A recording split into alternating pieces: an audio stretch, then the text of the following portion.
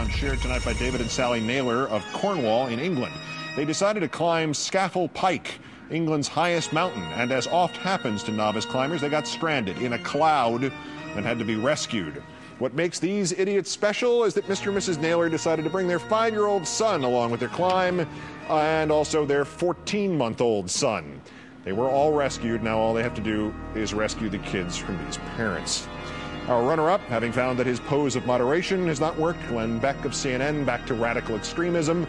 Opposing Democratic calls for a timed withdrawal from Iraq, he says, quote, "If your bill goes through, I hope you can't get to bed any single night without the images of body bags of our American soldiers coming off those planes, because you will be just as responsible for their deaths as anyone who has ever strapped a bomb to their chest. How do you sleep at night? How do you do it?"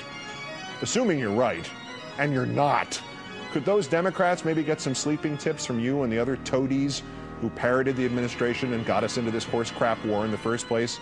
I mean, by your logic, Mr. Beck, aren't you just as responsible for the first 3,190 American dead in Iraq?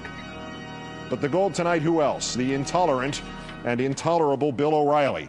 Blaming a kidnapped teenager in Missouri for his own sexual abuse was not sufficient. He has now blamed last week's house fire in New York City, which killed 9 children and the mother of 4 of them, on, quote, so-called compassion, unquote, because his show could not confirm the victims were not illegal aliens. He described sympathy and compassion for the dead, kids burned alive, as a, quote, new tactic by the pro-amnesty open border crowd using children to demand sanctuary for illegal aliens. He actually said that. Any issue can be freely discussed, should be discussed. The issue of amnesty or borders or tactics is, for the moment, in the Bronx, with the funerals only today, irrelevant. Prioritizing it is indefensible. It is inhuman. Bill O'Reilly has left the human race. The worst person in the world.